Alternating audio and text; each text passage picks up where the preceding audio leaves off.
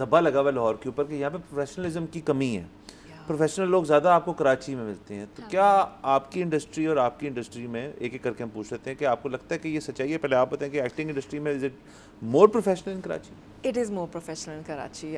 किस लिहाज से? इसके ऊपर कोई एग्जांपल तो दें। हम यहाँ पे लोग हमें कहते हैं बस है।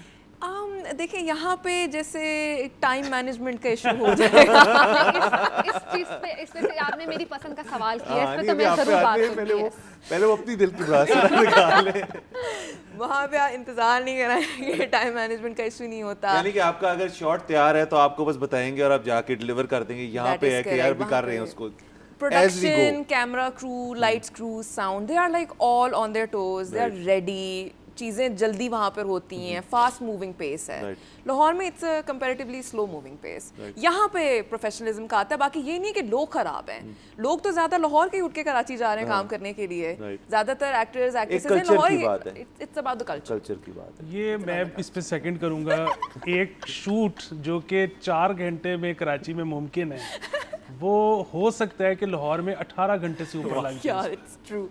टी ब्रेक भी तो चाहिए होती है वो एक मसला है। मुझे आप भी बताएं इसके अंदर प्लीज। सो मैं तो जो मेरी इंडस्ट्री है ना, ऐसा सच अगर वहाँ पर आप बात करें तो प्रोफेशनलिज्म हमें जो ज़्यादा रिफ्लेक्ट कर रहा होता है वो आपके काम में कर रहा होता है, इवेंचुअली आपकी एक्सपर्टीज़ में कर रहा होता है, या आपकी आप वही कह लें कि फूड एक्सपीरियंस पे कर रहा होता है। तो मैं इस चीज़ पर हमेशा से बात करती हूँ। जब हमारी मतलब लाइक अगर हमारी दूसरी टीम्स भी आती हैं, जब हम इस पर डिस्कस करते हैं ना, तो मैं हमेशा ये कहती हूँ कि देखें, इतना आपको तजर्बा नहीं सिखाता कि आप ये कहें कि कोई इंडस्ट्री में 20 साल से बैठा हुआ है, कोई 25 साल से बैठा हुआ है, ये काम कर रहा है, जितना आपको सिखाता है जब आप जितना एक्सप्लोर करते हैं चीज़ों को।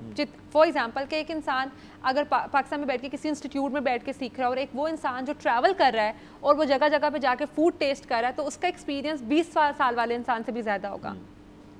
जो आप जिस इंसान के अंदर जितनी एक्सेप्टेंस होती है, अब्जॉर्प्शन होती है ना, वो इंसान उतना ही प्रोफेशनल बन जाता है। अब हमारी इंडस्ट्री में क्या होता है कि यहाँ पे भी मोस्टली एक लॉबी बन जाती है। जब हमारे यहाँ पे शेफ़ आते हैं या रेस्टोरेंट में हमारा स्टाफ काम करता है ना, समहाउ एक टाइम के बाद उन्हें लगता है कि ये रेस्टोरेंट हमारी वजह से चल रहा है, या अगर हम चला रहे हैं और अगर हम ना चाहें तो हम तो भी रेस्टोरेंट बंद कर सकते हैं। बिकॉज देखें, आपके पीक आवर्स में या आपके बिजी आवर्स में आपके रेस्टोरेंट में बहुत ज़्यादा उस टाइम पे फुटफॉल है, और आपका कोई भी टीम में से एक बंदा उस टाइम उठ के बोल दीजिए मैं तो काम नहीं करूँगा, सो हम कस्टमर को उस टाइम पे नहीं कह सकते कुछ, या उसको कोई एक्सक्यूज़ नहीं दे सकते। तो आपको अपनी टीम के साथ ऐसा चाहिए कितना कंफर्ट जोन डेवलप करना पड़ता है समहाउ, कि उन्हें भी इस चीज़ का एहसास होना चाहिए कि जो आप काम कर रहे हैं ना, वहाँ पे आप एम्प्लॉय समझ के काम नहीं कर रहे, उसे आप अपना समझ के कर रहे हैं। सो अगर आप जॉब को भी जॉब नहीं, अपना बिजनेस, अपना काम समझ के करेंगे इवेंचुअली, तो आप उस चीज़ को भी इंजॉय करेंगे।